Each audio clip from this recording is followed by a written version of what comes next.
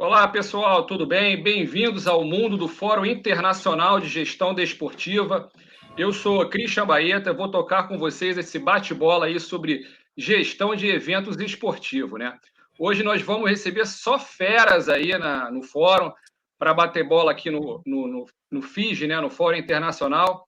Vamos receber Marta Tibiriçá, Daniel Robles, Thiago Januzzi, Ícaro Nogueira, e vou mostrar cases aí como da Copa América 2019, o Mundial da FIFA Sub-17 também no Brasil. Mas antes gostaria, na verdade, de agradecer à Unisport Pernambuco e ao Kleber Borges pelo convite e parabenizar pela iniciativa, né, do Fórum Internacional de Gestão Desportiva. Agradecer também o apoio da Abragesp, Máquina do Esporte, Usina Soluções Esportivas, o FRPE e JK Esporte. E por falar em gestão de esporte, eu gostaria de lembrar para o pessoal de casa também, né, que o Brasil já recebeu grandes eventos esportivos desde 2007, como o Pan-Americano, Jogos Militares 2011, Copa do Mundo 2014, inúmeros eventos do Rio Open de tênis, Copa América 2019, Copa do Mundo Sub-17, entre outros, né? Eventos, né, que deixaram aí um legado para as cidades, como aqui no Rio de Janeiro, o metrô foi expandido, BRT e VLT construídos, obras no aeroporto, vias expressas, como Transolímpica, enfim, uma série aí de ajudas assim para a população local. E também proporcionaram um aumento considerável, né, no número de turistas no país, né? O pessoal de casa aí já está liberado para enviar pergunta aí para essas feras, tá, que eu citei. E queria falar um pouquinho sobre uma pesquisa aqui, antes de tudo, o pessoal de casa, da Ampro, tá? A Ampro... Não, na verdade, vamos jogar primeiro para a apresentação dos nossos convidados, que eles estão aqui, e vamos apresentar um a um aqui, o pessoal de casa. Se puder chamar agora a Marta, jogar aqui os slides, por favor, da Marta, para a gente apresentá-la aqui.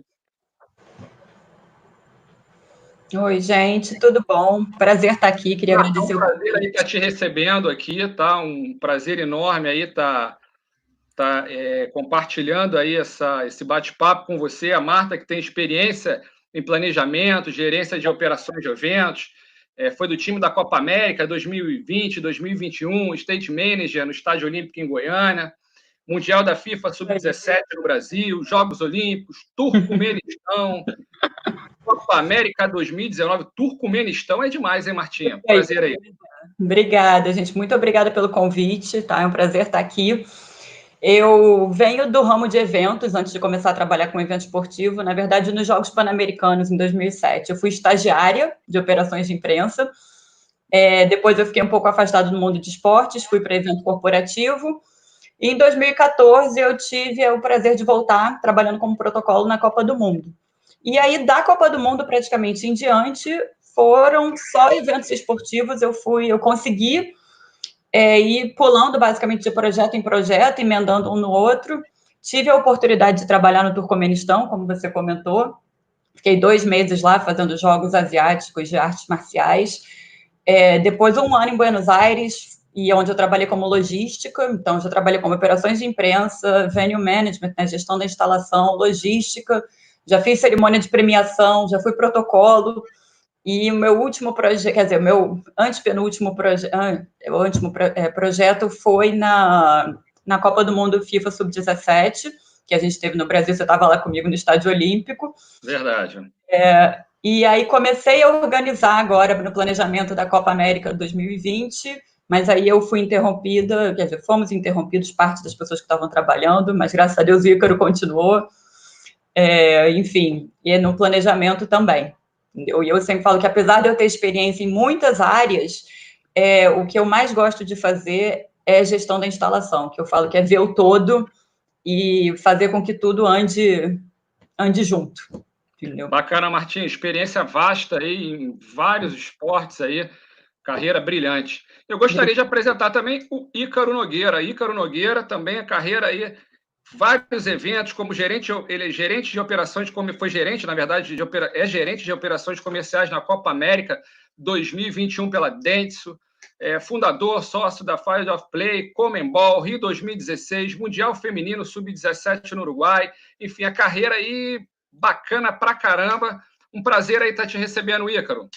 Fala, Christian. Boa noite já, né? Passando das 6. Boa noite já. Agora é boa noite, né? De 6 horas já é boa noite. Sim. Na verdade, como a Martinha comentou, a gente foi, né, colega até pouquíssimo tempo agora na Dentsu.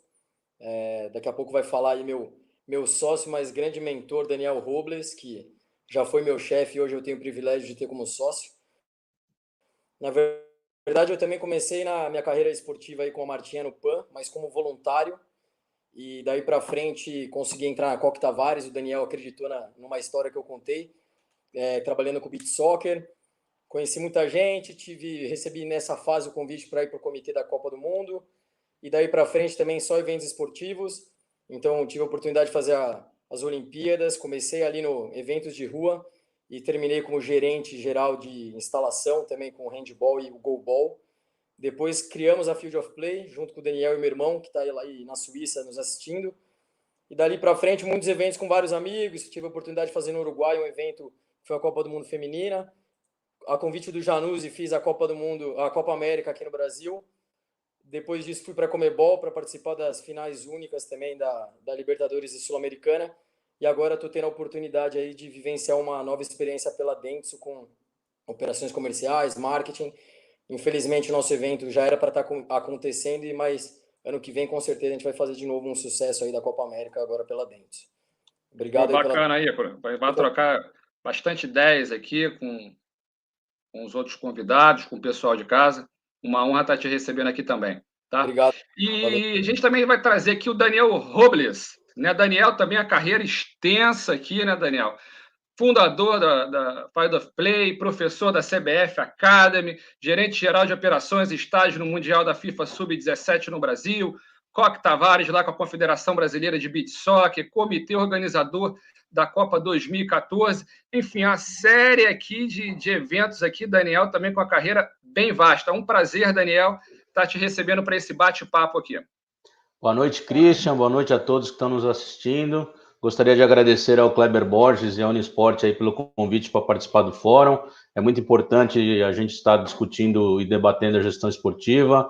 E estou feliz e orgulhoso de dividir esse painel com uma profissional como a Marta, do meu parceiro Thiago Januzzi, e do meu sócio irmão caçula, o Ícaro. Como vocês verão, a gente fez vários eventos, os principais mega eventos realizados no Brasil, e adquirimos muita experiência junto. O currículo está aí na tela. Eu comecei minha carreira na gestão esportiva um pouco tarde já. Comecei no Futebol Society em 2001, passei pela Coque Tavares, que foi minha grande escola, onde eu trabalhei principalmente com o beach soccer. Fiz eventos da modalidade em 4 continentes e 3 Copas do Mundo FIFA de beach soccer. Depois, caminho dos mega eventos, Copa de 2014 aí na Arena de Pernambuco, do nosso amigo Kleber. Rio 2016 com as cidades do futebol. Jogos Islâmicos em Baku em 2017, foi uma experiência muito legal também. E o ano passado, em 2018, a Copa Feminina Sub-17 no Uruguai, com a FIFA, e o ano passado, a masculina aqui no Brasil, onde eu fui gerente geral de operações e estádios. Em paralelo a tudo isso, eu, o Ícaro, e o nosso sócio e irmão Érico, que está em Nice, não está na Suíça, não, ele está em Nice, na França, está assistindo a gente. Fundamos a Field of Play no final de 2016, e a gente já fez corrida de rua, passeio ciclístico, kickboxing, futsal em comunidade. Fizemos o ano passado o Manual de Operações da Alegra Pacaembu junto com a Ferg, nosso amigo Gustavo Nascimento. E desde o ano passado, a FOP faz a operação das placas estáticas de ativações de marketing da Copa do Nordeste. Tem muito assunto hoje. E agora, obrigado mais uma vez. A honra é toda nossa, Daniel. E por último, nem menos importante, Thiago Januzzi. Prazer aí estar trazendo o Thiago Januzzi, que também tem um currículo invejável aí, gerente de planejamentos e eventos da CBF, trabalhou no mercado financeiro, Copa do Mundo 2014, Rio 2016, foi gerente geral de competições da Copa América 2019, Mundial FIFA no Brasil, também Sub-17 em 2019, enfim, uma experiência bem bacana aí do Thiago Januzzi. Um prazer, Thiago. Boa noite, Christian. É um prazer falar com vocês. Aproveitar para agradecer o convite da Unisport. do Kleber Borges, um parceiraço que tenho aí em Pernambuco. Prazer falar com vocês.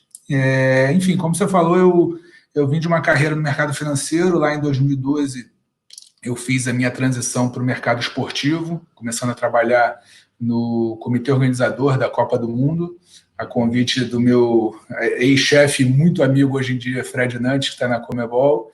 E de lá para cá, minha carreira foi toda desenvolvida com foco no futebol, passando por grandes eventos, desde os Jogos Olímpicos, cuidando da competição de futebol. Infelizmente, eu acabei não participando da entrega, porque eu me transferi para a CBF antes dos Jogos, mas ainda assim continuei muito ligado aos eventos de futebol. Na CBF, cuidando dos jogos da Seleção Brasileira, e em 2018 eu tive a honra de ser chamado pelo presidente Rogério para iniciar o comitê organizador da Copa América, e nesses 2 últimos anos organizar essa competição, que foi inovadora, dentre as edições da Copa América. 30 anos depois da última edição aqui no Brasil, a gente conseguiu entregar um evento de grande qualidade. Vocês vão ver um pouquinho aí nos números que a gente vai apresentar daqui a pouco. E a gente acabou emendando, não vou dizer nem que em seguida, mas em paralelo, a entrega do Mundial Sub-17 da FIFA, mais para o final do ano, outubro, novembro. Acabou sendo um ano de eventos e muito trabalho. E agora estou de volta na CBF, de novo com o desafio de voltar com o ciclo de jogos da seleção aqui no Brasil, com as eliminatórias para a Copa de 2022, mas parado como todo mundo nesse momento, esperando a pandemia dar uma arrefecida e a gente poder voltar a trabalhar minimamente. Obrigado aí. Obrigado a você, Thiago, é um prazer aqui estar te recebendo também. E antes de cada um mostrar o seu case, né, eu queria aqui mostrar para você, pessoal de casa, um slide, né, com impacto, já que a gente está falando de evento, dos eventos no Brasil, para mostrar a importância dos mesmos, né? Uma pesquisa da Ampro. A Ampro é a Associação de Marketing Profissional. Só aguardar o slide, opa, está aí na tela. Tá, pessoal de casa? No Brasil, o setor de eventos é responsável por 25 milhões de empregos diretos e indiretos. Vou repetir, tá? 25 milhões. Tá? Vocês veem a importância dos eventos aí no Brasil. Número de eventos no Brasil, 590 mil, mais de 10 mil espaços de eventos. O setor de eventos representa quase 13%, com impacto econômico de 936 bilhões. É muita grana. E é maior que o PIB aí de muitos países aí pelo mundo, né?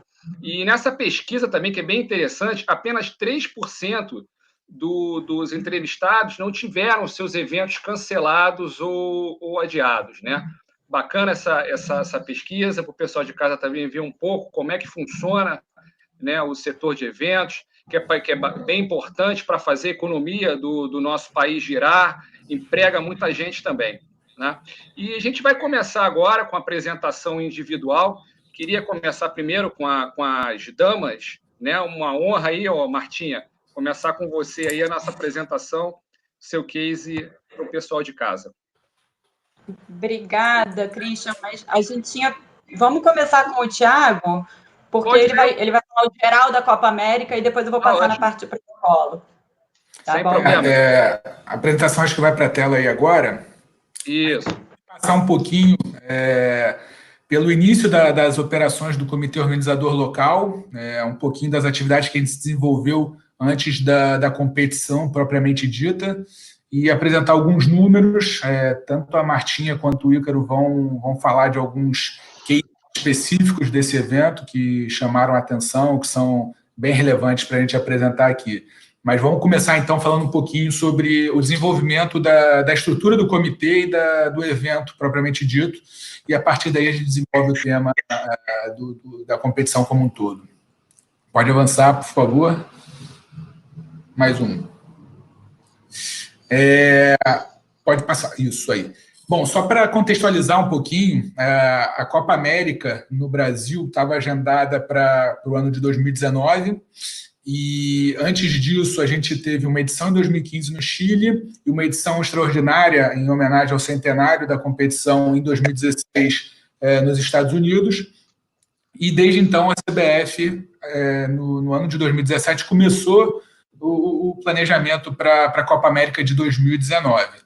Ainda internamente, com alguns profissionais internos trabalhando no planejamento, mas foi efetivamente em 2018, na verdade no final de 2017, onde começou a se compor o grupo que formaria o comitê organizador. Em janeiro de 2018, esse grupo já se instalou num escritório próprio. É bom frisar que ele é independente da CBF. Existe esse Chinese Wall entre uma entidade e outra, justamente para evitar qualquer tipo de conflito de interesse. Então, existia uma independência do comitê organizador local, um escritório independente, onde 5 pessoas, e eu incluído nesse grupo, começamos o planejamento e a construção da equipe de trabalho do comitê organizador local. Éramos um líder de cada área naquele momento, para começarmos a desenvolver o trabalho na área de operações, de competição financeira, capital humano e por aí vai. E a nossa ideia ali era trabalhar num modelo diferente de evento, um modelo que fosse mais enxuto. A gente vinha de legados de grandes eventos realizados no Brasil, como Copa do Mundo em 2014, Jogos Olímpicos de 2016, que traziam uma estrutura, e aí eu vou falar uma estrutura de pessoal, de força de trabalho muito grande. Esses comitês chegaram a ter milhares de pessoas trabalhando em seus escritórios por um longo período. No nosso caso, a gente tinha uma entrega um pouco mais enxuta para trabalhar. Fácil explicar, as receitas do evento eram limitadas naquele momento por conta de contratos assinados há muitos anos, então não era possível a gente explorar plenamente todos os direitos da competição. Então a gente tinha ali um limitador de orçamento que nos impedia de fazer do comitê uma estrutura muito grande, como eu comentei nesses 2 últimos grandes eventos de 14 e de 16. Então a gente começou a trabalhar numa equipe muito enxuta. Como eu falei, em janeiro eram 5 pessoas, em fevereiro cresceu um pouquinho mais. A gente foi trabalhando até o meio do ano com poucas dezenas de pessoas nesse escritório, que primeiro se resumia a uma sala, depois a gente se mudou para o escritório que seria o definitivo, mas ainda assim ocupando talvez 1/4 desse escritório naquele momento, até o meio do ano, mais ou menos, quando a gente começou a crescer um pouco mais o comitê. Vocês podem ver no gráfico que tá projetado aí, é uma estrutura muito enxuta. Até o final de 2018, a gente não tinha uma estrutura tão parruda como se pode pensar nesses grandes eventos. A gente tinha até o final do ano nem 100 pessoas trabalhando no comitê. E a grande evolução na força de trabalho começou quando, em janeiro de 2019, a gente foi descentralizando ou aumentando a nossa força de atuação nas 5 cidades sedes do evento. E aí fomos construindo as equipes de trabalho em cada uma das cidades, obviamente, começando pequeno, trabalhando de dentro dos próprios estádios, que eram os locais de trabalho do comitê em cada sede. E aí vocês podem ver o grande pico e o crescimento acontece no final de maio para junho. Junho é o kickoff da competição, então, obviamente, a gente precisava estar já full, cheio, operando a pleno vapor dentro do comitê. Mas maio a gente já teve um grande acréscimo de pessoas no comitê, chegando em junho com o nosso pico de força de trabalho à disposição do comitê para a entrega da competição. Então, eu costumo falar que a Copa América ela foi um case super interessante para a gente nesse sentido, de otimização de recursos para aplicação para o evento. A gente conseguiu segurar muito a contratação, óbvio que isso se reflete também em horas de dedicação para o evento, mas a equipe imbuída foi muito capaz de entregar o evento, ainda que com uma equipe muito menor do que se via em grandes eventos anteriores. Pode passar, por favor. Na próxima etapa, depois da gente formar o comitê organizador, a gente, naquele momento, em janeiro de 2018, a gente ainda não tinha nenhum contrato assinado com estádios. Nada mais justo do que a gente iniciar um processo seletivo para a escolha dos estádios. Não seria nenhuma escolha da cabeça de ninguém, seriam escolhas racionais que fizessem sentido do ponto de vista técnico, do ponto de vista econômico para a competição. Então, a gente partiu do primeiro passo, que seria elencar quem seriam os potenciais estádios. Claramente, as 12 cidades sedes se apresentavam para receber a competição naquele momento, mas alguns fatores nos fizeram limitar um pouco a nossa concorrência, o nosso processo de seleção, por conta de definições da Conmebol. Foi aprovado em conselho uma limitação de horas viajadas pelos times durante a competição, então a gente não poderia ter cidades muito distantes uma das outras dentro da competição, a fim de evitar um deslocamento maior do que aquele estabelecido em conselho pela Conmebol. Então, dali a gente já foi diminuindo nossa lista. Dentro do comitê, aquelas pessoas que já compunham a nossa equipe desenvolveram um caderno de encargos para a gente apresentar a todos os estádios, seria a próxima etapa do processo seletivo. A gente apresentou o caderno de encargos com todas as demandas elencadas pelas áreas funcionais, desde a área de competição, com as exigências de campo de jogo, gramado, a área de tecnologia, com especificações de conectividade, enfim, de internet, e por aí vai. E aí a gente começou, de fato, o processo seletivo com os estádios. A gente recebeu todas as propostas, foi posta em análise dentro do comitê do Conselho da Conmebol, e a partir dali foram aprovadas as sedes escolhidas para sediar a competição, mas ainda assim não estava finalizado o processo. A gente sentou para negociar com todos eles questão contratual e de valores de operação e aluguel dos estádios. Um ponto importante, que é super legal de frisar no modelo de contratação dos estádios para essa competição, diferente do que a gente teve nessas últimas grandes competições de 14 e 16, é que a gente não tinha o privilégio de ter o estádio à nossa disposição por um longo período de tempo antes do evento. Ou seja, a gente não conseguiria um uso, digamos, exclusivo dele por muito tempo antes da competição. Então, o que a gente fez? A gente desenvolveu o período de uso compartilhado dos estádios, que durou aproximadamente 2 meses. Então, desde abril e maio, a gente já trabalhava nos estádios, começando a instalar equipamentos e materiais que eram possíveis de ser instalados em paralelo com as atividades que o estádio desenvolvia naquele momento. E aproximadamente no final de maio e alguns estádios no começo de junho foram entregando os equipamentos para o comitê poder trabalhar aí sim exclusivamente na entrega dele para a competição. Então, por exemplo, o desenvolvimento do look and feel dos estádios teve, por exemplo, uma média de uma semana e meia, 10 dias, para fazer toda a instalação daquela comunicação visual que você vê nos estádios de uma competição desse porte. Então, esse é só um exemplo dos desafios que a gente teve, mas um modelo de uso de estádios ficou muito bem feito para a gente conviver com a realidade dos estádios. Muitos deles tinham um calendário de competições nacionais ativos, então, óbvio que alguns tiveram que realocar alguns jogos, mas muitos ainda levaram jogos até os primeiros dias de junho, por exemplo. Então, a gente teve que conviver com isso. A equipe do comitê, a equipe de gestão do estádio, dos clubes que utilizam os estádios, convivendo em harmonia durante algumas semanas, para dali, então, a gente assumir exclusivamente os estádios nos dias de jogos.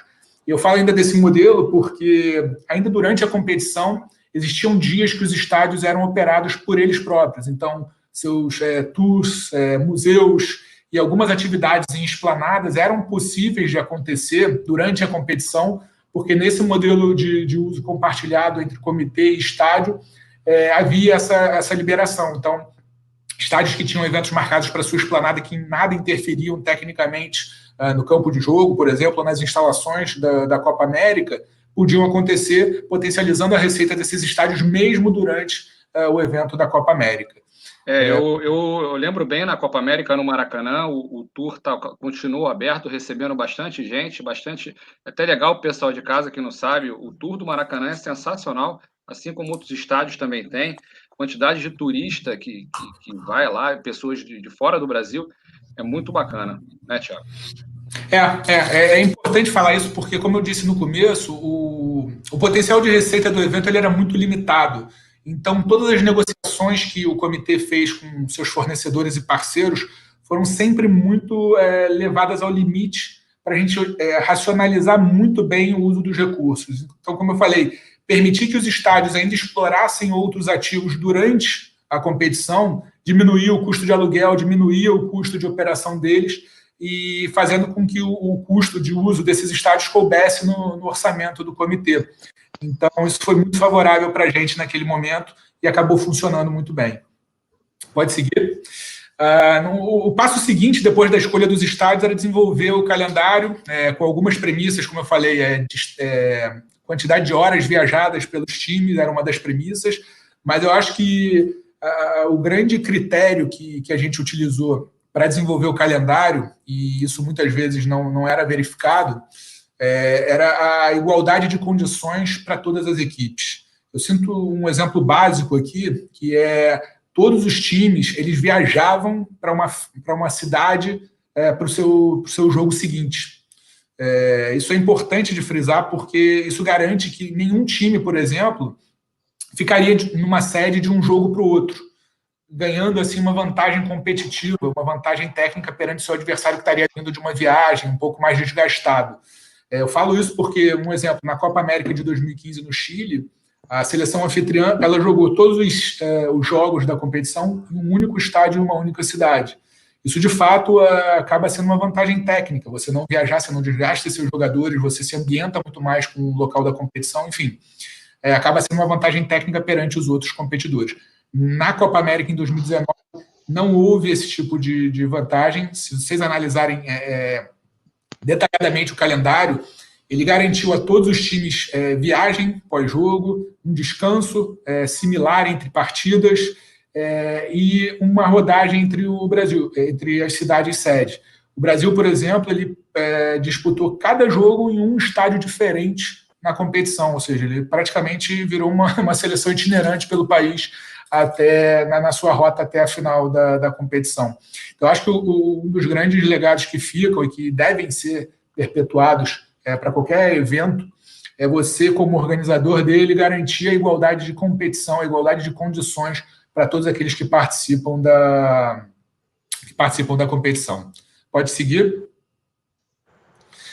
Aqui a gente mostra um pouquinho de algumas ações, atividades que a gente fez antes da competição propriamente dita, muito ligados a marketing, porque passava muito pela divulgação do evento, desde o lançamento da venda de ingressos em janeiro de 2019, um seminário técnico com as equipes que a gente desenvolveu no final do mês de janeiro, o sorteio com critérios técnicos para divisão de cabeças de chave e potes, lançamento de música oficial, lançamento de bola oficial, lotes de ingressos diferenciados, workshop de coordenadores gerais junto com a Conmebol, workshop de arbitragem pré-evento, a gente teve também workshops de VAR na Conmebol, e tudo isso chegando próximo à competição com a sua abertura e a cerimônia de inauguração da Copa América no dia 14 de junho do ano passado. Pode seguir? Eu vou acabar mostrando um pouco mais alguns números da competição. Pode passar, por favor? Que fazem um pouco mais sentido mostrar agora resultado de tudo que a gente trabalhou ao longo de 2018 e 2019. A gente teve mais de 1 milhão de ingressos colocados à venda, a gente chegou a um total de quase 900 mil ingressos vendidos, somando público geral, quase 800 mil ingressos somando público geral e hospitalidade, quase 900 mil ingressos utilizados, considerando as gratuidades do evento, entre cortesias, programas de engajamento que a gente fazia com escolas públicas, comunidades de baixa renda próximas aos estádios, enfim, a gente fez questão de levar muitas pessoas aos estádios, mas esse foi um recorde de venda de ingressos entre as edições da Conmebol Copa América. Pode passar para o próximo, por favor. Aqui a gente vê alguns detalhes, como eu falei, a gente teve quase ingressos de cortesia, 24 mil ingressos de engajamento, ou seja, distribuição gratuita para que pessoas que não tinham poder aquisitivo para comprar o ingresso tivessem essa oportunidade. Maracanã chegando a 70 mil pessoas dentro do estádio no dia da final, enfim. Um número que mostra muito a força do digital hoje em dia, a venda pela internet.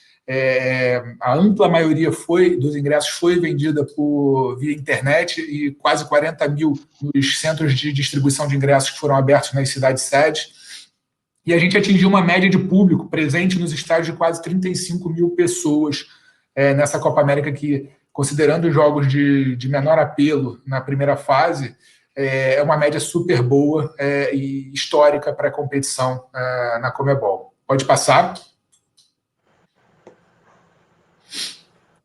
Aqui é uma distribuição por países, de onde vieram os torcedores que compraram os ingressos, a ampla maioria, óbvio, do Brasil, mas Argentina, Chile, Colômbia, Peru e Uruguai mostraram muita força dos seus torcedores e compareceram em peso nos estádios. Pode passar.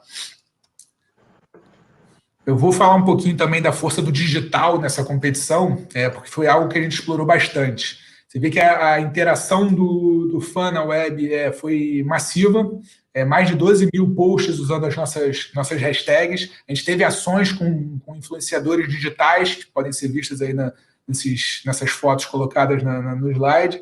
A gente fez muita ativação com eles, levando mais alcance aos seus seguidores, enfim, pessoas que talvez não tivessem tanta noção do que era uma Copa América passaram a acompanhar o evento. Pode passar. Aqui um exemplo do salto que a gente deu nas mídias sociais da Copa América. É importante frisar também que as mídias sociais elas eram praticamente zeradas, digamos assim, porque não havia uma centralização, nenhuma oficialização das mídias sociais por parte da Conmebol. Então, os perfis de rede social da Copa América eram distintos de cada edição, ou seja, tinha um de 2016, um de 2015, um da Venezuela de 2011, enfim, por aí vai. A gente começou do zero praticamente, unificou os perfis, por isso que a gente tem um número tão baixo em janeiro de 2019, quando a gente, de fato, solicitou a cada uma das redes sociais, seja Facebook, Instagram e Twitter, a oficialização dessa conta para a Copa América. Obviamente, a propriedade é da Conmebol, mas criou-se, então, as contas oficiais. E se vê um salto dramático de janeiro a julho. Um crescimento muito grande de seguidores, de curtidas, enfim, de interações. Isso se mostra também para o próprio site, que também não existia. O site copaamerica.com teve que ser readquirido pela Conmebol e hoje ele é, de fato, um site oficial da competição.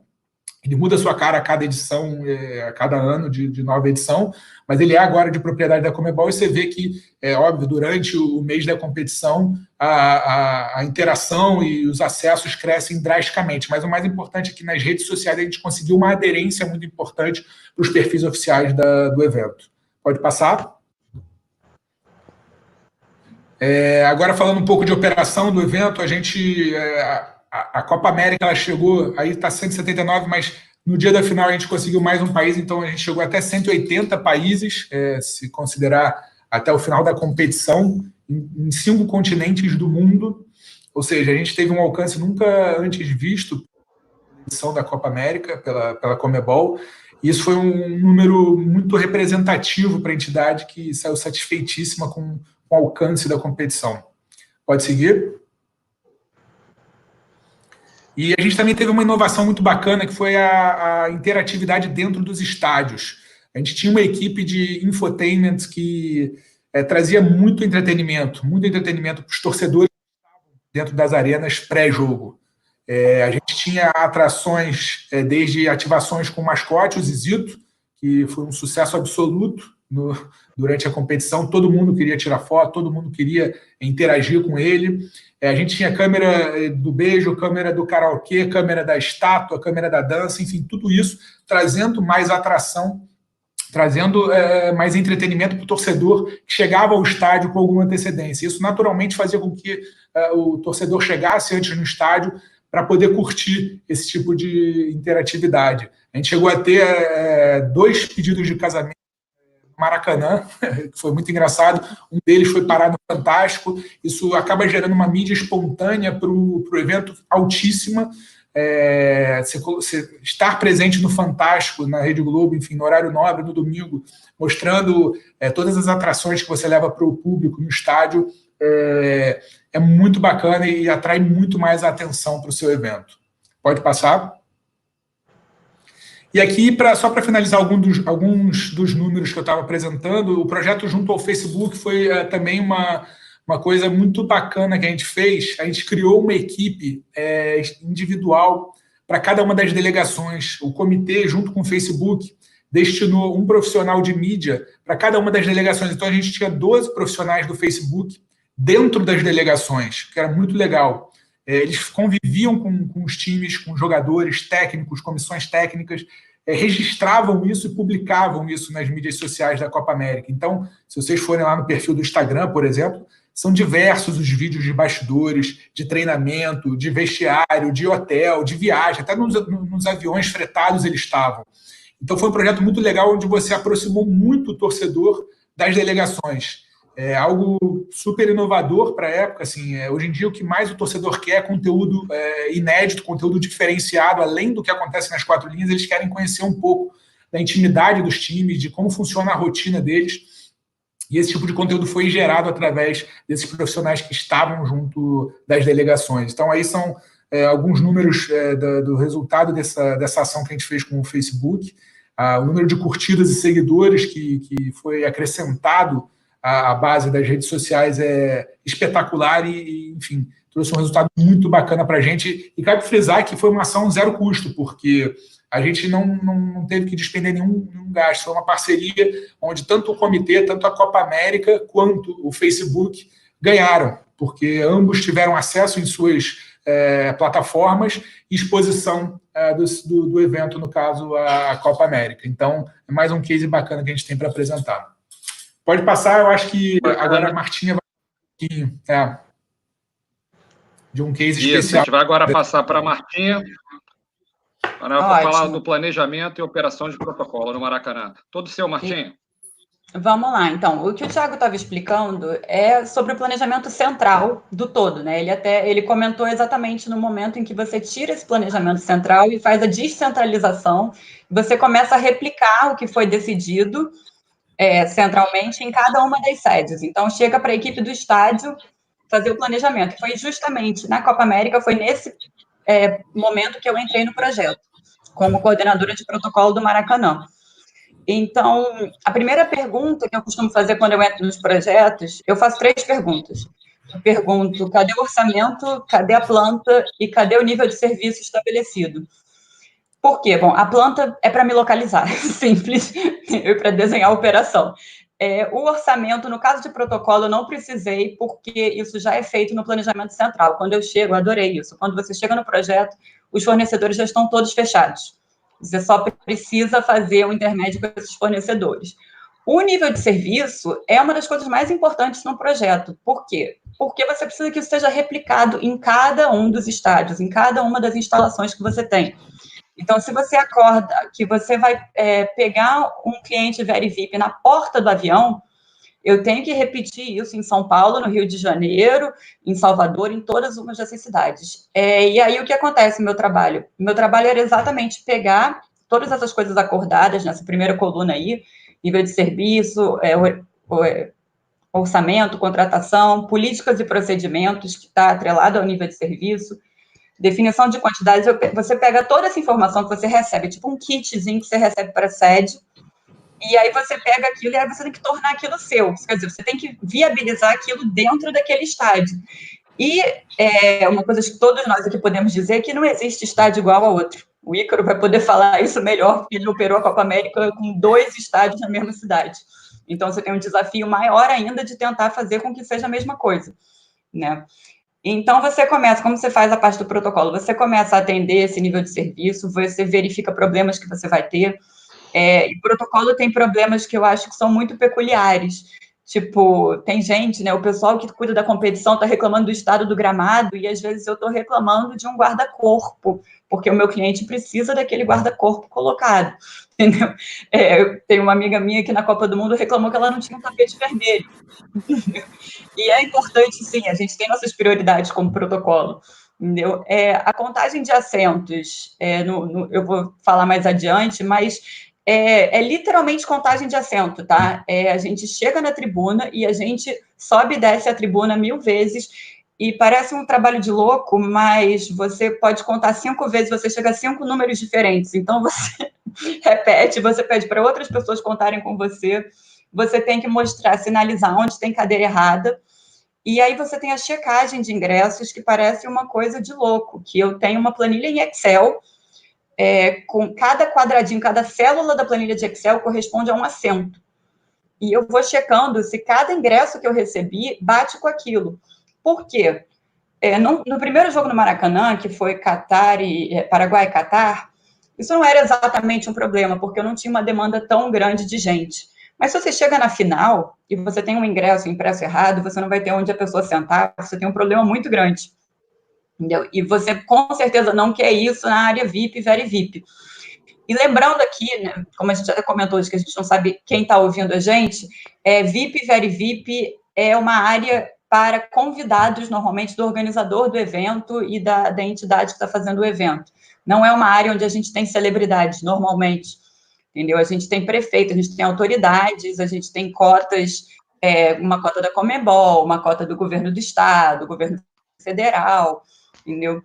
Então, a gente tem muita visita precursora. O que é uma visita precursora? Eu fiz algumas com o pessoal do GSI, que eu vou falar mais adiante, mas eu fiz algumas para esse jogo do Catar, porque a gente ia receber a família real do Catar, então normalmente vem uma pessoa responsável pela autoridade, junto com uma equipe de segurança, e eles querem conhecer todas as áreas do estádio onde a pessoa vai passar, por onde a pessoa vai passar, para ele julgar se é ou não é seguro. Apesar da gente ter a nossa segurança, ele pode levar o próprio agente de segurança. Entendeu? E aí você tem que treinar essa equipe, como o Thiago também comentou, sobre a otimização de recursos em relação à equipe. Eu vou falar isso aqui, eu vou falar isso de novo em relação ao Sub-17. Que bom que a gente tem uma mão de obra muito qualificada no Brasil hoje em dia, porque, basicamente, todo mundo da minha equipe já tinha feito um grande evento esportivo, então fica muito mais fácil você explicar para eles como você quer a operação, porque eles já entendem o que é credenciamento, o que é o SAD, que eu não vou nem entrar no mérito de explicar isso agora, entendeu? Então, tudo fica muito mais dinâmico. E aí eu pude receber a minha equipe no Maracanã cerca de, acho que 3 semanas antes do início da competição. Tá? E lembrando que, uma coisa que eu gosto muito de frisar, sobre o início da operação de aeroporto e de hotel, que elas acontecem antes de você começar a operação do estádio. Então, é muito engraçado na competição, porque em qualquer grande evento, porque a instalação onde acontece a competição em si, ela é a última a funcionar. Você tem milhões de coisas que estão acontecendo antes, que estão sendo planejadas antes. Você conversa, a gente não tem ninguém de transporte aqui, mas você fala com o pessoal de transporte, eles sempre falam que eles são os primeiros a começarem a trabalhar e os últimos, entendeu? Porque eles têm que fazer com que todo mundo chegue na cidade e depois siga adiante. Vamos passar para o próximo slide, por favor, Cris? Isso.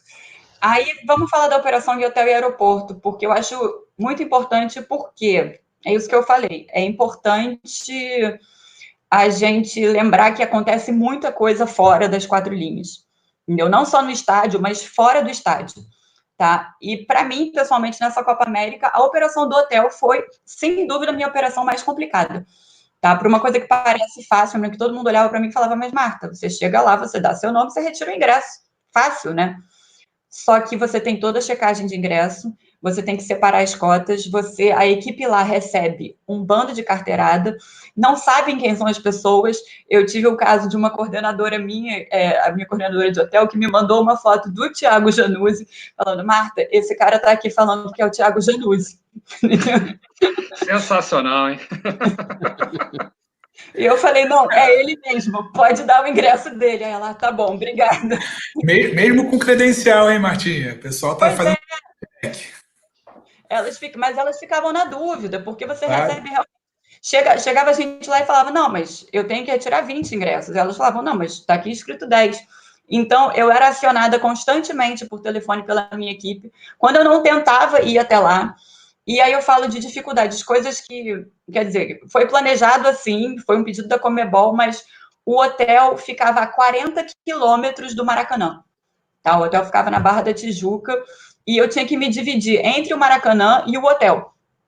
Então, foi ótimo, porque eu emagreci, porque eu não conseguia almoçar, porque era a hora que eu pegava e ia até o hotel para ver como é que estava e voltava, porque era o que dava para fazer com o trânsito no Rio de Janeiro. Foi um pedido da Conmebol, se eu não me engano, o Thiago pode falar melhor, mas se eu não me engano, que era pelo nível do hotel mesmo, eles ficaram melhores acomodados lá, mas você tem que pensar nesses detalhes, né?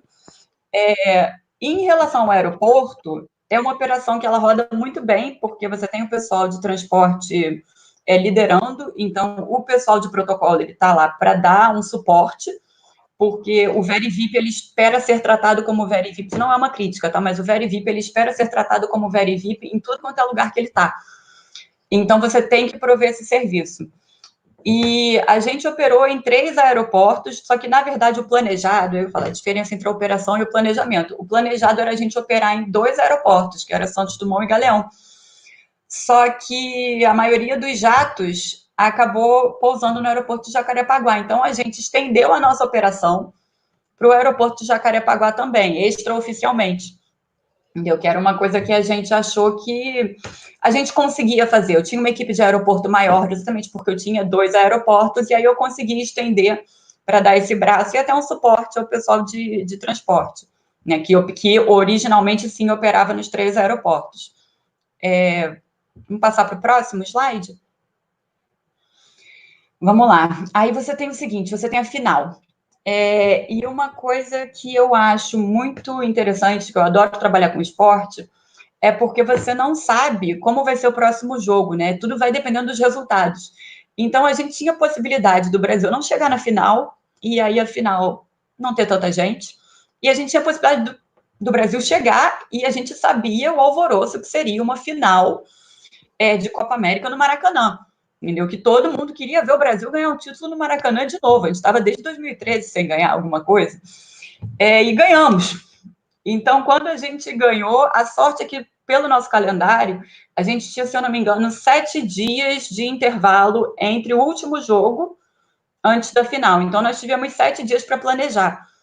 E eu me lembro que a gente falava no Maracanã, tranquilo, 7 dias? Não, a gente vai tirar folga, né, vai poder dar aquela descansada. E óbvio que não. A gente conhece com que a gente trabalha, e eu não sei por que a gente fala essas coisas para a gente mesmo, achando que vai ter uma folga, porque a gente não tem. E aí o que acontece na minha área específica, né, no VIP e no VeriVip? Você já planeja que você vai precisar aumentar para a final, porque a final ela pode ser concorrida de qualquer maneira, mas no caso da Copa América, a gente sabia que o Brasil tinha grande chance de chegar à final, então, na verdade, o número correto, oficial, que a gente ia aumentar de assentos no VIP era para 840, e, na verdade, a gente foi aumentando aos poucos, eu acho que, se eu não me engano, a gente chegou a quase 1.200 pessoas no VIP, e no VeriVip, a gente acabou aumentando também, com a vinda do presidente, do governador e do prefeito, a gente teve que aumentar a quantidade de assentos também. Diga. Como é que foi essa chegada do presidente aí? Foi tranquila? Conta pra gente aí. Olha, foi a segunda vez na minha vida que eu recebi um presidente brasileiro.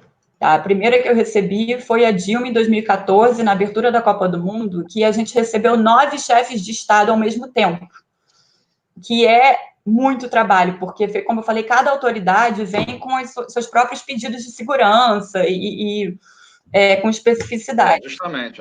Entendeu? O que aconteceu? A sorte que a gente teve na Copa América já era o 3º jogo que o presidente ia. Então, quando o GSI chegou, eles já sabiam como a gente funcionava e eu já tinha recebido do coordenador de São Paulo, do Márcio, ele já me mandou, essa é a lista de tudo que o GSI vai te pedir. Entendeu? Então, a gente já sabia, quando de repente chega, eu já estou falando com o GSI no telefone, todo mundo tem o seu telefone num evento, é uma coisa de louco, entendeu? Quando eu vi, o GSI já estava falando comigo pelo WhatsApp, já tinha um representante indo lá no Maracanã, a gente fez milhões e milhões de visitas, entendeu, com eles, é normal, isso é absolutamente natural. Eles vêm com uma demanda deles, por exemplo, eles controlam, no momento em que o presidente do Brasil está numa área, e isso acontece para qualquer presidente, tá? Essa área, ela passa a ser, a segurança do GSI passa a atender pela segurança daquele local, que é uma maneira que você faz para prezar a segurança do presidente que está lá, entendeu?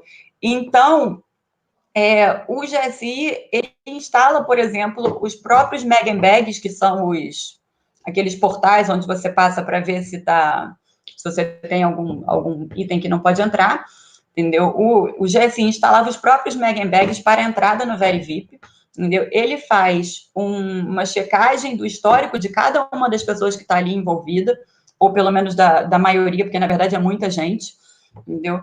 Eles também E aí, a partir dessa checagem, eles te dão um pinzinho que mostra que você pode adentrar aquele local, que é o controle deles. Então, o que acontece? Você começa a ter um controle de acesso duplo dentro do seu estádio, entendeu? Porque eu tive situações em que eu olhei e falei, não, essa pessoa pode entrar. E o GSI olhou para mim e falou, não pode. Entendeu? Eu tive um momento em que o GSI não deixa ninguém entrar e sair de um lugar onde esteja a presidência da República, entendeu? É uma medida de segurança. Eu tive um caso na área VIP que as pessoas queriam sair para fumar um cigarro. E o GSI, e eu olhei e falei, não, claro, o senhor pode sair por ali, por aquela porta. E o GSI olhou para mim e falou, não, dona Marta, não pode. Aí eu, é verdade, eu tinha esquecido. Realmente, não podia entrar e sair. Então, a final do Brasil foi um jogo, entendeu, para não fumantes. Ninguém podia fumar, porque você não podia realmente entrar e sair. Tá? E aí você tem esse planejamento de operação junto com o GSI. Você faz uma linha de tempo com eles vão para todas as áreas, não sei, o Christian deve lembrar, porque eles foram até a tribuna de imprensa, porque no Maracanã a tribuna de imprensa, ela fica em cima da tribuna Very VIP. Sim. Então, eles vão até lá, eles colocam agentes, entendeu? Você basicamente tem agentes olhando tudo quanto é canto, onde você pode ver o presidente, tá? E aí, além disso, tem essa parte da final, que pode parecer uma besteira, quer dizer, tem duas coisas que são super importantes na operação de protocolo, que essa primeira foto aí que a gente está vendo o Neymar e o Rogério Caboclo, e aí ao fundo a gente consegue ver o presidente, o ex-ministro Sérgio Moro. Essas pessoas, elas não estão colocadas ali aleatoriamente, tá? A gente tem um trabalho super difícil de colocá-las nos lugares dela, porque existe uma ordem de precedência que a gente tenta fazer com que elas respeitem, tá? Dependendo do evento, claro. Às vezes, do jogo, né, da partida, às vezes, se a partida está um pouco vazia, você fala, tá bom, senta do jeito que você quiser. Mas nesse evento, nessa final, que a gente tinha a partida cheia, eu precisava que todo mundo sentasse daquele jeito, entendeu? E isso foi uma dificuldade, até porque a gente tinha muita gente ali em cima no Very VIP. E, além disso, nesse momento da premiação, as pessoas não chegam aí, né? Elas não brotam ali embaixo. Você tem todo um trabalho para pegar todas essas autoridades e levar lá para baixo. E é gente pra cacete. Desculpa. Porque, além da presidência da República, você tinha o Alejandro Domingues, presidente da Conmebol, você tem o pessoal do Conselho da Conmebol, que desce para a premiação também. E é muito engraçado no evento, normalmente quem cuida dos VIPs e Very VIPs, é muito engraçado, você às vezes perde pessoas. Eu não vou citar nomes, mas eu já perdi gente da Conmebol que você falava, gente, mas ele tá aí no VIP, aí você no rádio falando, gente, quem viu?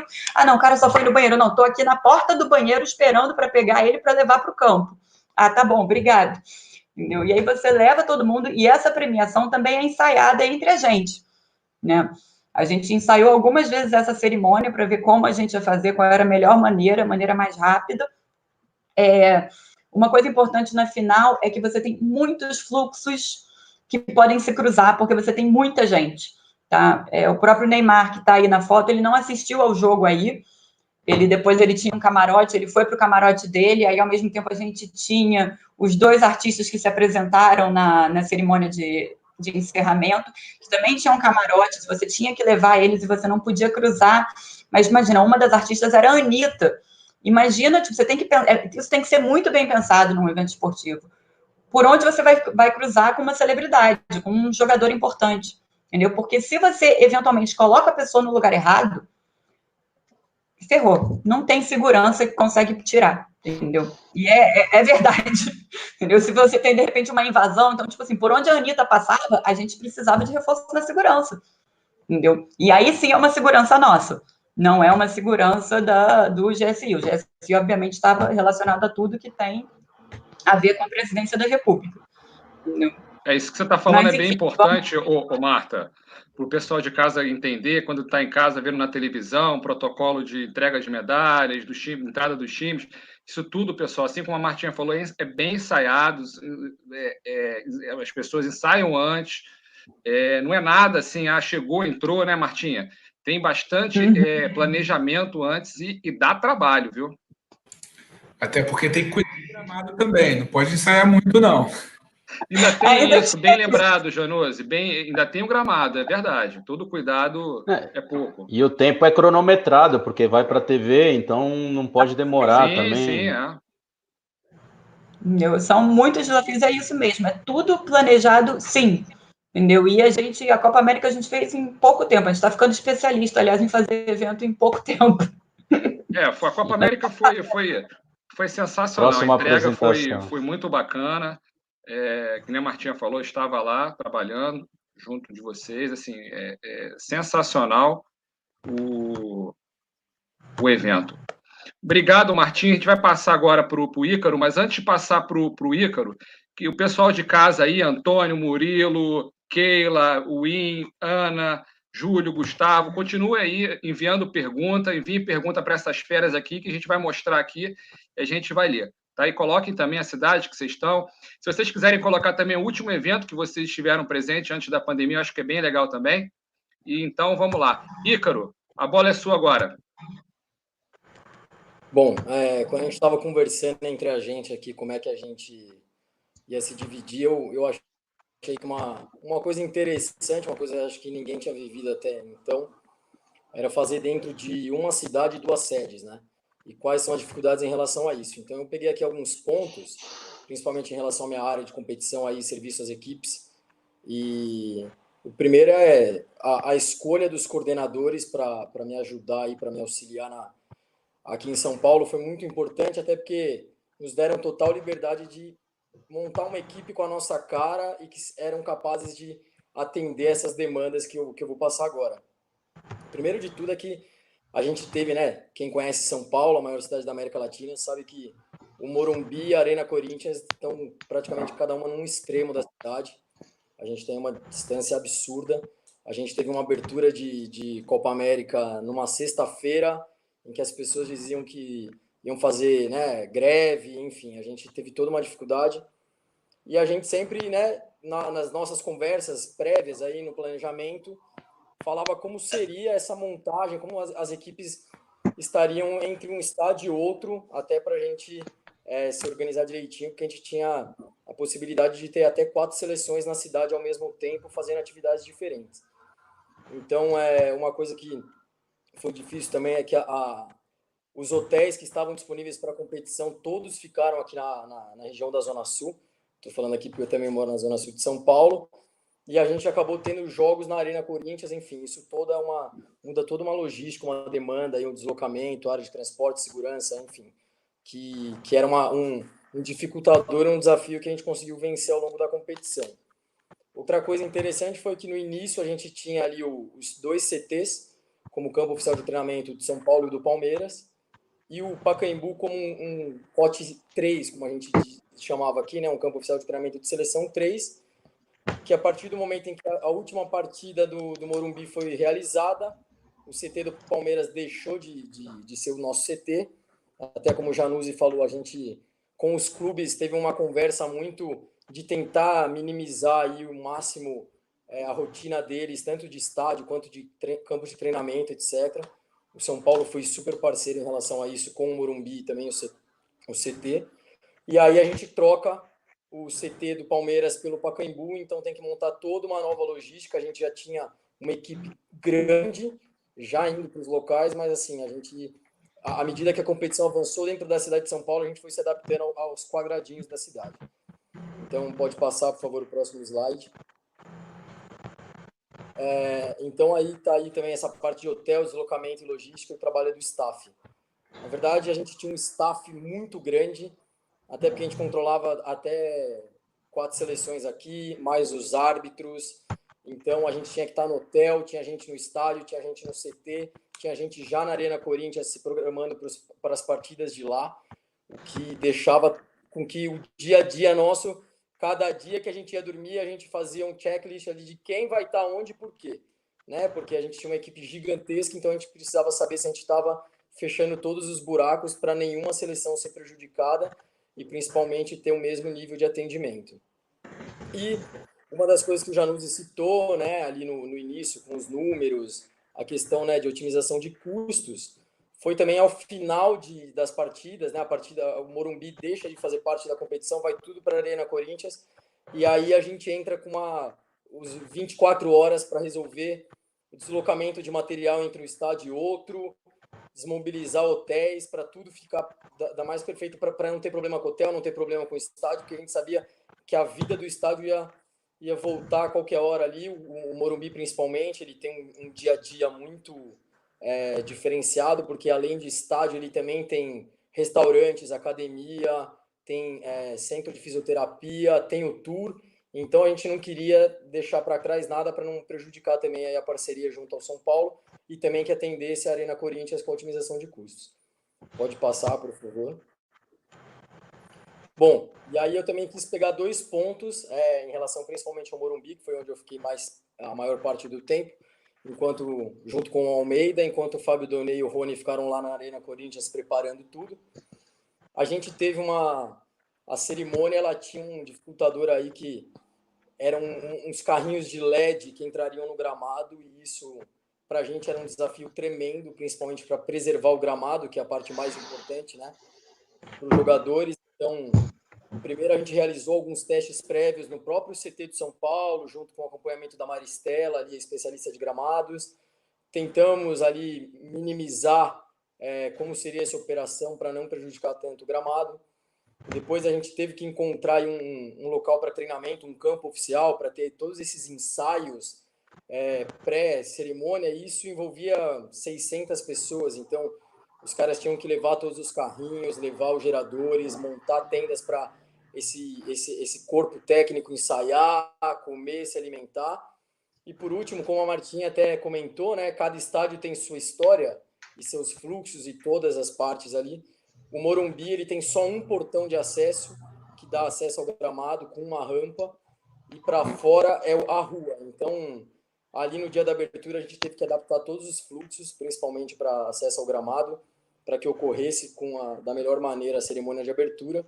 E, por fim, o mais importante, que era a partida de futebol. Então, a gente tinha ali, de novo, a gente teve o presidente da República, a gente teve o presidente da Conmebol, a gente teve vários acessos diferenciados, mas tudo a gente tentou ensaiar antes, principalmente a área de protocolo, por onde vai entrar para vestiários, por onde vai entrar carrinho, etc., para tentar minimizar. Lógico que na hora sempre pode ter um complicador, mas saiu perfeito, a cerimônia foi bem interessante, e o estádio do Morumbi, por ser um estádio até mais velho do que as novas arenas, acabou comportando bem essa cerimônia. Pode passar para o próximo slide. Então, sobre o estádio do Morumbi, acho que é importante a gente ressaltar aí até a escolha de sedes, que o Januzzi estava falando. O Morumbi, ele é um estádio mais antigo do que as novas arenas, por exemplo, daqui da cidade de São Paulo, porém, as melhorias e o legado que ficaria para o estádio era uma coisa super importante para o São Paulo. Então, ali, né, eu posso dizer, principalmente da área em que eu vivi e vi tudo mudar, a área de competição do estádio do Morumbi hoje ela está igual, no mesmo nível das novas arenas, tanto das equipes quanto para arbitragem, sala de doping, área médica, enfim. E assim, vale ressaltar que teve uma chuva aqui em São Paulo um pouquinho antes da competição, que inundou o clube, porque ali é uma região de alagamento, inundou todo o vestiário e refizeram tudo isso, ficou perfeito, ficou muito bom. Então fica o legado. Além disso, o Morumbi aproveitou a oportunidade junto a um parceiro para instalar telões de última geração, que o estádio não tinha, estava defasado. E uma coisa que a gente batia muito, que a TV bateu e que o Morumbi melhorou, a questão dos looks, a iluminação do estádio, principalmente para fazer aí uma grande transmissão e o broadcast ser perfeito. Então eu tive a oportunidade de trabalhar mais uma vez na área de competição, assim como na Copa do Mundo, junto aí com meu amigo Januzzi.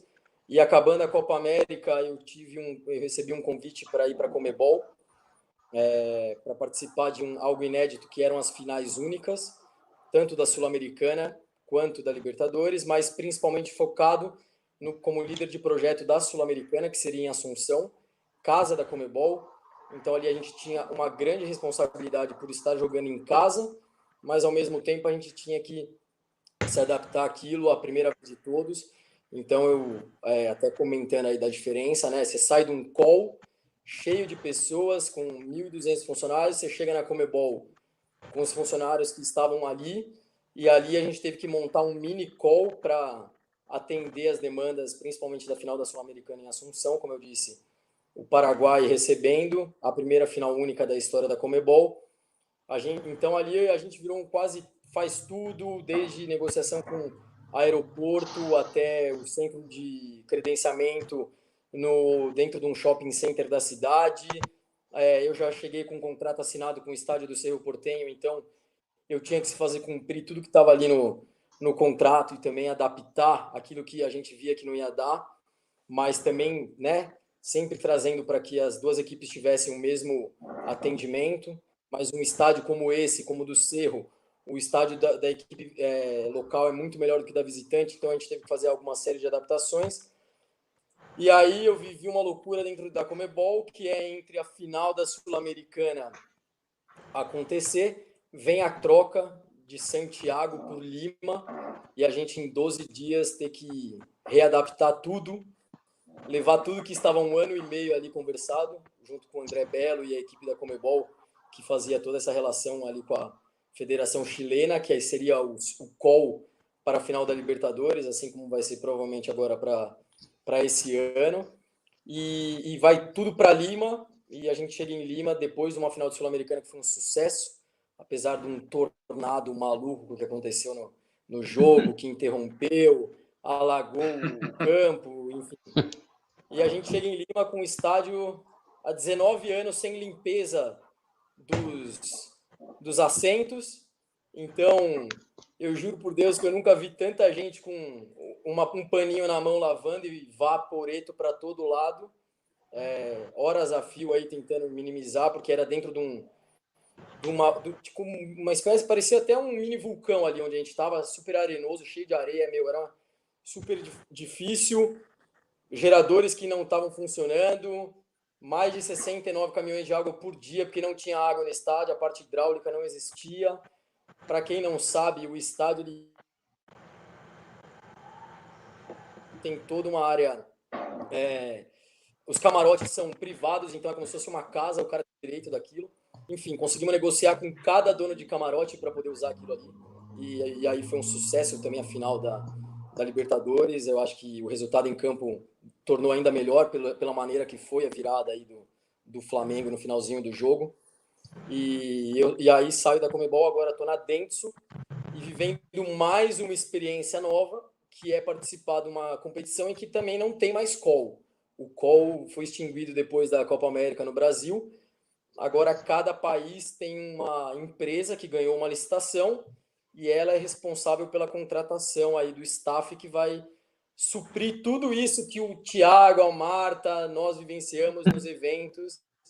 E a Marta sabe disso porque ela estava mexendo exatamente com os EDCs, que são as Event Delivery Company, que são as empresas que vão ser responsáveis aí pela contratação de mão de obra.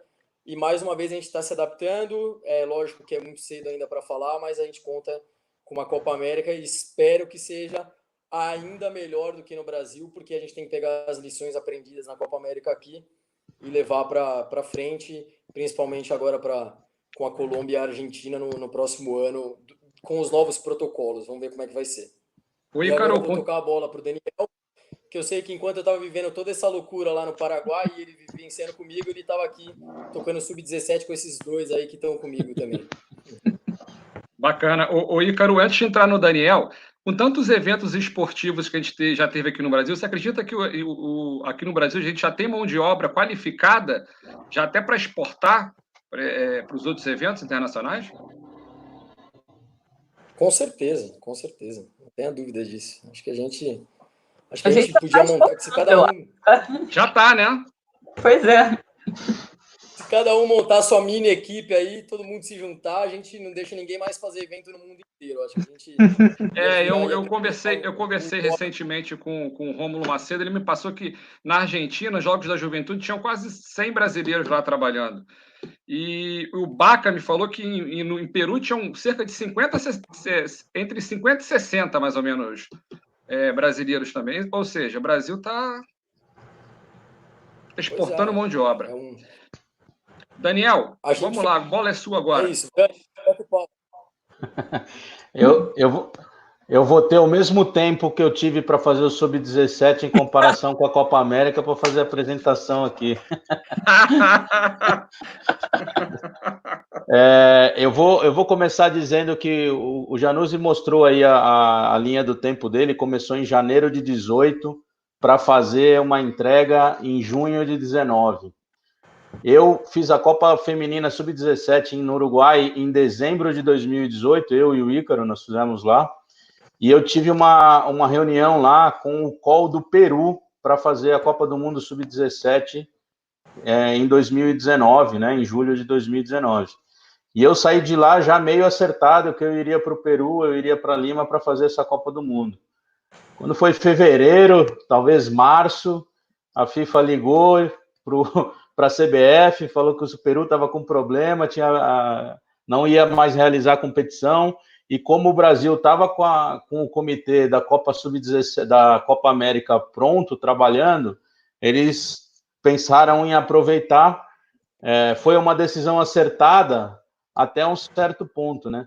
Que a gente fez a primeira inspeção em abril, a FIFA veio aqui, nada certo ainda, a gente foi nos estados para ver cidades, até teve em São Paulo, Pacaembu era um dos estádios cotados para receber a competição.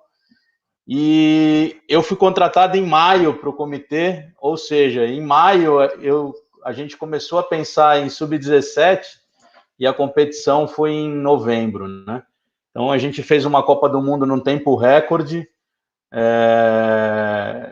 foi nessa fase de pré-planejamento aí, o pessoal todo maluco com Copa América, com a entrega que tinha que fazer, e ficava eu, a Valesca Araújo, que hoje está na CBF, o Luiz Melo, éramos só nós três que formávamos o call ali para pensar em Copa América, para discutir orçamento, fazer um pré-planejamento, fazer um pré-orçamento, até o pessoal começar a conversar de Copa do Mundo. Às vezes eu ficava até com vergonha de chegar ali no Januzzi e falar, Januzzi, vamos fazer um negócio aqui de Brasília. E ele falava, pô, peraí que tá pegando fogo em São Paulo. Enfim, e a gente foi correndo e foi fazendo de uma maneira muito precária nesse primeiro momento. Eles terminaram a Copa América em 7 de julho. Eu acho que na semana seguinte a gente já estava fazendo uma nova inspeção nos estádios com a FIFA. Foi uma loucura. Eu lembro que depois da final da Copa América, eu estava pensando em tirar 2 dias para descansar, mas não. Um dia depois eu estava viajando para a Suíça porque tinha um sorteio lá. Isso. Veio com a turma da FIFA e começou uma nova rodada de inspeção. Exato. Aí, quando a gente fez essa segunda inspeção, que bateram o martelo nos 4 estádios, né? A gente teve 90 dias para fazer planejamento, aprovação de orçamento, tomada de preço, montagem de equipe, processo de compra e contratação, voltar no orçamento, que é óbvio que o orçamento nunca atendia o que a FIFA queria, e a gente fazia orçamento, refazia orçamento, enfim, foi uma loucura, foi um processo muito rápido. Vou aproveitar e responder uma pergunta aqui que eu vi enquanto o pessoal estava falando da Copa América. Eu vi uma pergunta aqui da Marina, ela falando qual que é a importância de uma boa equipe para fazer um grande evento. Eu já fiz evento sem dinheiro e com bons profissionais, mas nunca vi alguém fazer um evento com muito dinheiro e sem bons profissionais. Se você pegar o orçamento do Super Bowl e der para qualquer profissional fazer, se ele não for um profissional de excelência, ele não vai entregar. Então, se você tiver gente boa, isso é o que a gente tem no Brasil hoje, profissionais da mais alta categoria, é a nossa diferença, e a gente está exportando mesmo, a gente não vai exportar, a gente está exportando. Daniel, desculpa só te interromper, esse exemplo que você deu das contratações bate exatamente com isso, porque a quantidade de contratações que foram feitas para o Sub-17 num período tão curto de tempo e seguindo todas as normas de compliance foi, tipo, inimaginável. É um trabalho insano. Tem mais de 500 contratos assinados, foi um trabalho insano. Aí eu vou falar só um pouquinho de cada estádio, quais foram as principais intervenções que a gente fez em cada estádio, para passar rapidinho. O estádio Bezerrão, em Brasília, a gente reformou o gramado com instalação de fio sintético para poder aguentar a maratona de jogos. A gente tinha só rodadas duplas, né, no Sub-17. Foram instalados 4 novos postes com 24 refletores de LED, cada um, limpeza e manutenção do sistema de iluminação, limpeza e pintura externa do estádio, reforma e pintura dos vestiários. A gente investiu ali R$1,5 milhão. Pode passar para o próximo slide. Brasília recebeu 9 rodadas, 18 jogos, abertura, oitavas, semifinais e disputa de quarta e final. A gente teve um gerente, Joaquim Ferreira da Costa, aí de Pernambuco, profissional da mais alta qualidade, e o gerente da FIFA era o André Benites. Eles tiveram um trabalho aí de encanador, pintor, marceneiro, fizeram o estádio é irreconhecível hoje. A gente transformou um estádio em estado de semi-abandono em um estádio de Copa do Mundo, num período de 60 dias. Pode passar para o próximo. O Kleber Andrade também teve várias intervenções, né? A mesma reforma do gramado com instalação de fio sintético, pintura, limpeza da iluminação, reforma. O governo do estado lá ajudou bastante também. Eles adequaram os bancos de reservas para um padrão já novo que a CBF e a FIFA exigem, né? Eles instalaram um telão, melhoraram o entorno do campo. Enfim, lá a gente gastou em torno de R$900 mil. A gerente do estádio foi a Raíssa Lins, também de Pernambuco, e o gerente da FIFA, meu irmão e meu mestre, Carlos Brum, de Belo Horizonte, que tiveram um trabalho bem difícil lá. Quem conhece o estádio, hoje tem escada rolante nas escadas do acesso aos vestiários. Naquela época não tinha, e era um desespero quando você tinha que sair do campo e ir para o vestiário. Isso acontecia várias vezes, né? Só 80 degraus. Pode passar para o próximo slide. Lá em Cariacica, a gente teve 8 rodadas, 16 jogos. Vocês podem ver que o gramado, para suportar isso, ainda com chuva, né? Que era uma época de chuvas, sofreu uma intervenção bem legal. Pode passar, próximo slide. Esse é o Serrinha, o estádio do Goiás, um estádio bem menor. Segundo a FIFA, é o estádio que a gente deve considerar para o Sub-17, né? Um estádio para 10 mil pessoas. Hoje está reformando, eles estão aumentando. Que eu ia falar agora. Está em obra, né? Está em obra, vai ficar um estádio para 20 mil pessoas. A gente instalou um novo sistema de iluminação lá, deixou como legado. Eles tinham um sistema bem antigo de vapor, e hoje estão com um sistema de LED de 700 lux. A gente retirou as grades para a competição, porque a FIFA não queria grades em volta do gramado. Agora recolocamos uma anti-escalável. Enfim, o valor investido lá foi bem alto, o valor em torno de R$1.300.000. Pode passar. Essa é uma foto tirada à noite, né? Uma foto bem bonita, já com o look da competição. Foram 4 rodadas e uma rodada de oitavas de final. A gerente lá foi a Rayana Castelo, também de Recife, e nosso sócio, irmão, Érico, que foi o gerente da FIFA. Se vocês um abraço aí para a Rayane e Érico. Grande abraço aí. Se vocês notarem aí, eu formei a equipe com 3 pernambucanas que vieram da minha equipe da Copa do Mundo. Depois a Raíssa e a Rayana ainda fizeram Rio 2016 comigo, algumas outras coisas. É sempre importante a gente destacar a evolução desses profissionais. Não foi fácil para nenhum de nós assumir essa responsabilidade da Copa do Mundo e entrega com excelência. Eu vou, antes de passar para o 4º estádio, não sou eu que vou falar, porque a gerente do 4º estádio está aqui conosco, ela tem o direito de falar do estádio dela. Eu queria dizer que foi uma missão extremamente prazerosa. Eu herdei boa parte da equipe da Copa América, escolhi poucos profissionais e a gente tinha uma equipe muito, muito boa, foi muito legal de trabalhar e uma entrega muito legal de fazer. Pode ir, Marta, conta do seu estádio aí. Bom, vamos lá. No Estádio Olímpico, a gente não tinha tanto problema estrutural, o estádio estava em bom estado, mas a gente tinha, assim, um gramado que precisava ser recuperado, com um sistema de irrigação que não supria a nossa necessidade, e um problema na iluminação. A gente também, grande parte do nosso orçamento foi para a reforma da iluminação do estádio. entendeu? A gente fez uma limpeza e pintura nos vestiários, e umas reformas, e instalamos muitos aparelhos de ar-condicionado, porque em Goiânia você precisa muito, entendeu? Então, foi assim, mas grande parte do estádio já estava, tipo, uma boa maneira para a gente usar, né? Comparado aos outros que a gente estava usando para o Sub-17. Né? Aí vamos passar só para o próximo slide. Aí é o seguinte, rapidinho vou falar um pouco sobre a minha experiência, que foi, eu emendei a Copa América como coordenadora de protocolo, fui para gerente de estádio no Sub-17. É engraçado que as pessoas, elas acham que o que você fez em um evento te define, né? Então, todo mundo tinha essa imagem de mim como protocolo, e aí falaram, mas como é que a Marta virou gerente de estádio? Como eu falei no começo da apresentação, né? Eu realmente tenho muito mais background nessa área de gestão da instalação, entendeu? Aí a gente tem uma coisa super importante, que é a mudança de cliente. Antes você está falando com a Conmebol, agora você começa a falar com a FIFA. E você sai de atleta profissional para o Sub-17. Como eu estava falando sobre fluxo e clientes, nesse estádio eu tinha um problema, entre aspas, que era que para o atleta ir para a coletiva de imprensa, ele passava por uma área cheia de espectador.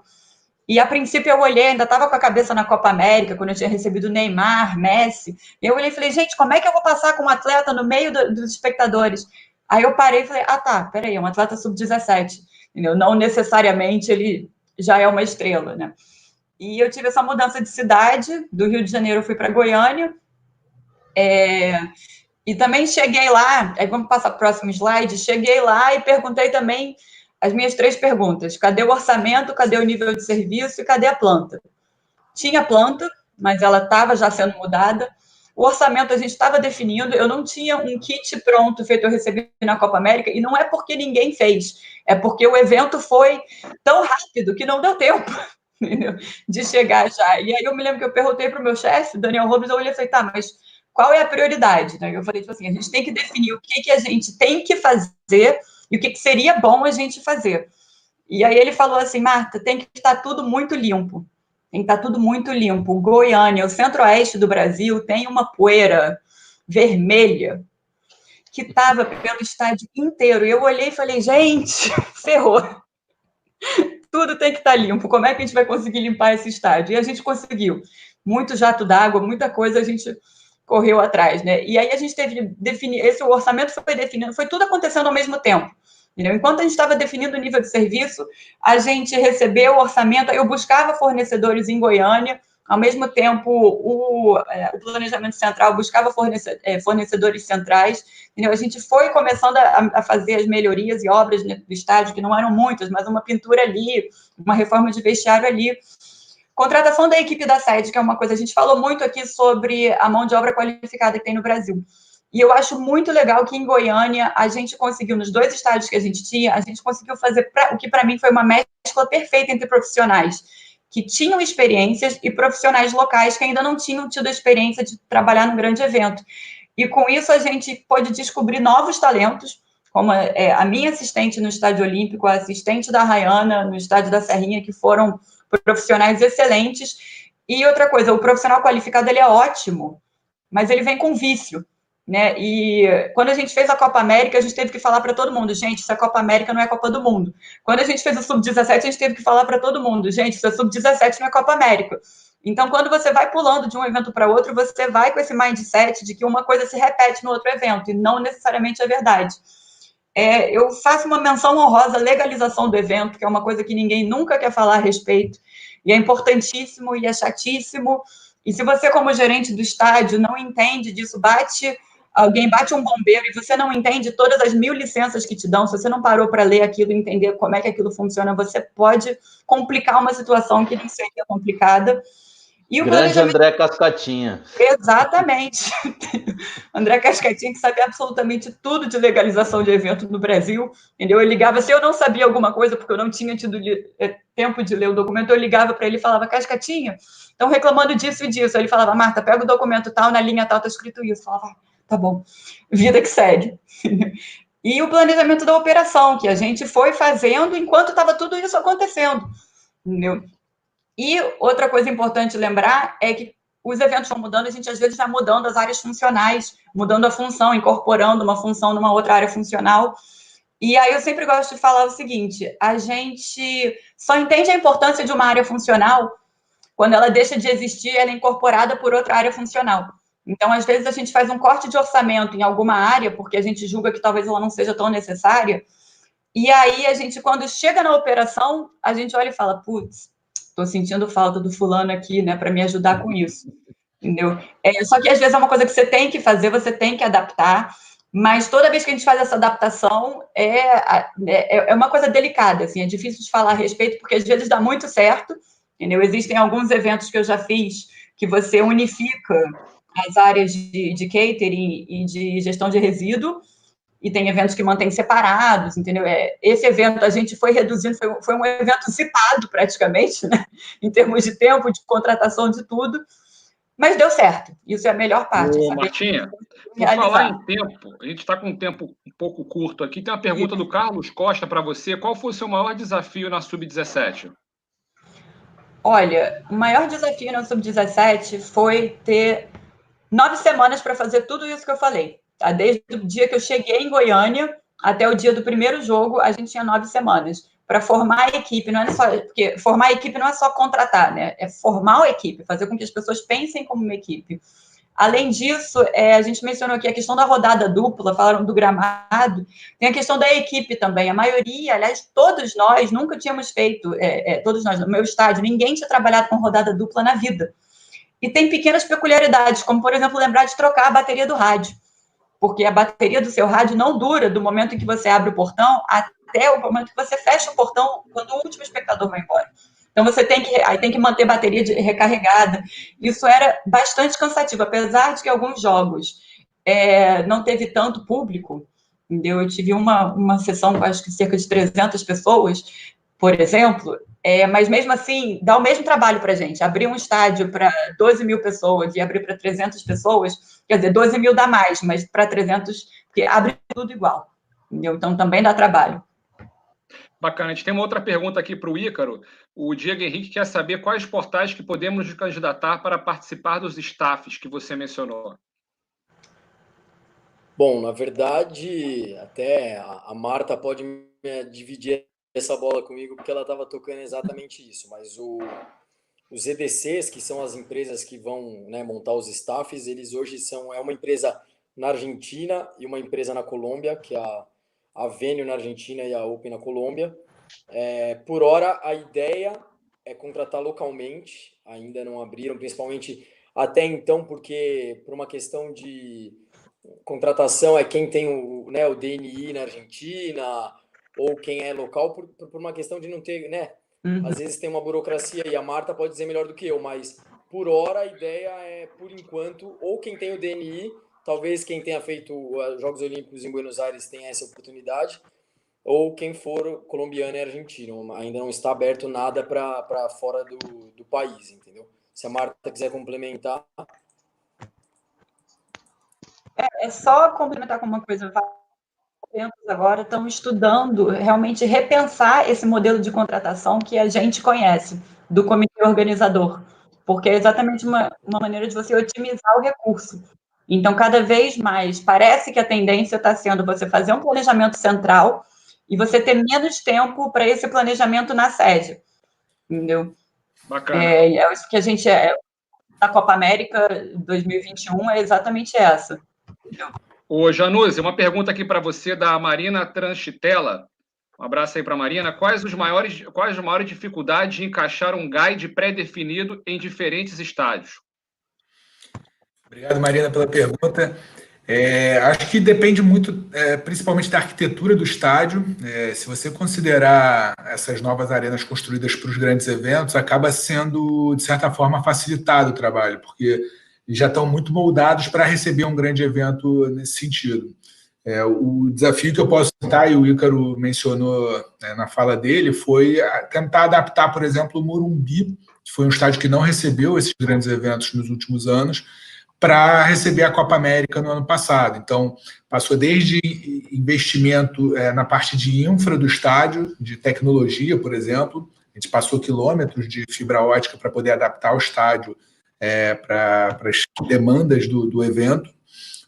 Os vestiários, como o Ícaro mencionou, eles foram todos reformulados e um item importante foi a padronização dos vestiários, aquilo que eu falava de você dar condições iguais para os participantes do evento. Então, mesmo o Brasil, anfitrião, ficava num vestiário que era do mesmo tamanho que a Bolívia, país com quem ele jogou a partida de abertura. Mas muitas vezes a arquitetura não se permite ser reconstruída em um tempo curto.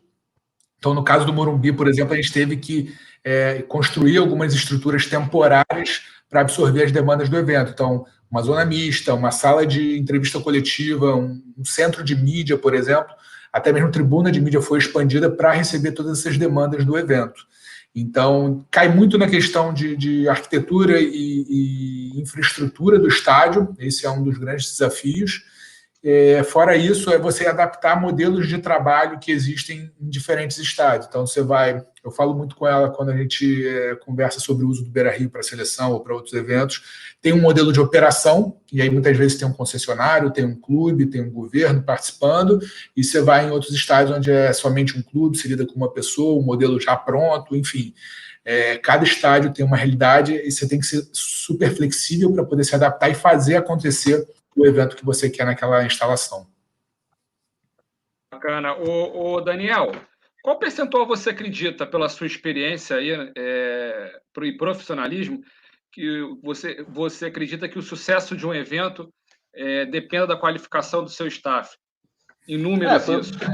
Foi o que eu falei no começo, na hora que eu fui apresentar. Depende muito mais da qualificação do staff do que dos outros fatores.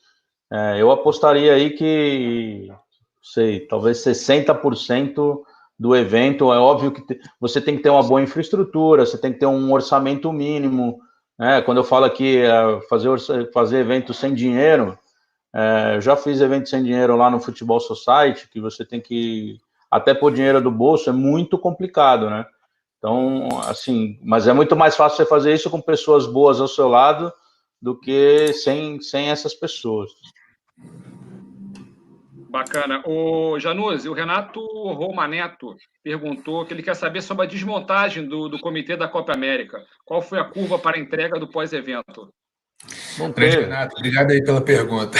Esse foi um evento um pouco atípico, porque grande parte da força de trabalho de um evento acabou se juntando ao outro que estava acontecendo praticamente em paralelo. Então, muita gente da Copa América acabou indo para o comitê do Sub-17 e emendou uma coisa na outra. Mas, assim, no geral, até falando um pouco da desmobilização dos estádios da Copa América, a gente chegou a remover, por exemplo, o look and feel em 2, 3 dias. Tinha estádios que tinham partidas já agendadas para 2, 3 dias depois do fim da Copa América, então a gente teve que ter um trabalho ágil. E as estruturas temporárias demoram um pouquinho mais, mas assim, é um tempo muito mais curto do que para montar. Então, o que você monta em um mês, talvez, um pouquinho mais, na hora de desmontar é fast.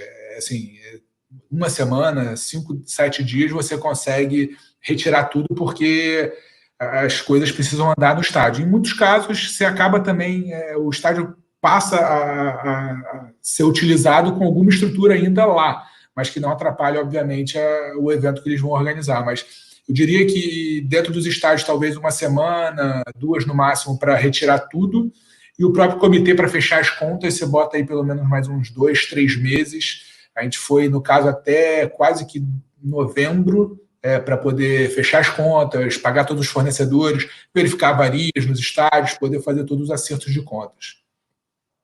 Bacana, Januzzi. Que nosso tempo aqui é curto, né? Queria agradecer imensamente a todos vocês aí, pessoal de casa também. A gente tem inúmeras perguntas, eu vou passar para essas feras aqui, tá? As perguntas, tanta gente aqui que mandou que, enfim, depois eu passo para vocês. Agradecer aí na minha ordem aqui o Ícaro. Ícaro, obrigado aí pela participação. Obrigado, agradecer mais uma vez o convite. Foi um prazer aí estar com sócios, amigos e colegas de trabalho e Eu acho que a gente tem que valorizar realmente aí os profissionais da área, porque a gente é salvador de pátria, literalmente. A gente colocou o Brasil no topo aí dos grandes eventos, não à toa, que a gente sabe que cada um olha para o lado e sabe que tem esses colegas aqui, sabe que vai acontecer. Então, acho que isso a gente tem que valorizar mesmo e botar o Brasil no topo aí dos mega eventos e sair distribuindo para o mundo currículo que a gente sabe fazer. Valeu, obrigado mais uma vez. Obrigado aí, Ícaro. Martinha, uma honra aqui te receber. Se você tivesse ideia da quantidade de perguntas que foi feita para você aqui, todo mundo te elogiando, Martinha brilhando. Martinha tem fã-clube, pô. Musa, rainha. Você tem que ver. Depois eu vou te mandar aqui. É que não deu tempo, mas eu te mando. Obrigado, Martinha. Sensacional. Muito bacana aí a sua apresentação. Muito obrigada. Foi realmente um prazer estar aqui com vocês. É muito bom a gente notar que, apesar de a gente estar no meio de uma pandemia ainda, a gente continua evoluindo, a gente continua planejando, entendeu? A gente está sempre em movimento. E eu que agradeço a oportunidade. Um prazer, Marta. Muito obrigado. Obrigado a você aí. Daniel, suas considerações final, meu amigo. Um grande abraço e obrigado aí. Pô, eu queria agradecer mais uma vez, né? Sempre importante a gente estar aqui discutindo, debatendo, contando histórias. Faltou tempo, acho que a gente tem que fazer outro. Pode fazer outro, Kleber. Estamos esperando o convite. E quem quiser falar diretamente comigo, diretamente pelas redes sociais da FOP, é só procurar em qualquer uma delas, qualquer uma que você use, a gente está presente. Tragam projetos, tragam eventos que a gente põe de pé. Tá bom? Obrigado a todos. Obrigado você, Daniel. Januzzi, foi um prazer aí. Januzzi também, com muitas perguntas aqui. Estão chegando até perguntas. Vocês terem ideia, Ícaro, Marta, e Daniel e Januzzi. Chegando pergunta no WhatsApp aqui direto também, para o pessoal reclamando que eu não estou lendo. Enfim, só com fera que acontece isso, viu? O pessoal reclamando pelo WhatsApp. Leia, pelo amor de Deus, a minha pergunta. Obrigado aí, Januzzi. Foi um prazer. Eu que agradeço novamente a Unisport, Kleber pelo convite, você pela mediação, Christian e meus amigos que compartilharam comigo a tela hoje para passar um pouquinho das nossas experiências. Até a próxima. Obrigado aí, pessoal. Foi um prazer aí. Agradecer também a Unisport, ao Kleber Borges. Deixar um pensamento aqui, se alguém ainda questiona se é interessante investir em mega eventos esportivos no Brasil, a resposta prontamente será sim, né? Mostramos aqui no bate-papo o impacto que esses eventos trazem para o país, né? Fora que no Brasil também, lembrando que é um povo alegre, cordial, faz tudo funcionar de uma maneira mais agradável, né? A gente tem que deixar um pouquinho essa síndrome de vira-lata e bater um pouquinho no peito, né? Dizer com orgulho que nós sabemos organizar eventos. Obrigado, pessoal. Um grande abraço e até a próxima oportunidade. Tá bom? Valeu, tchau, tchau. Tchau, tchau.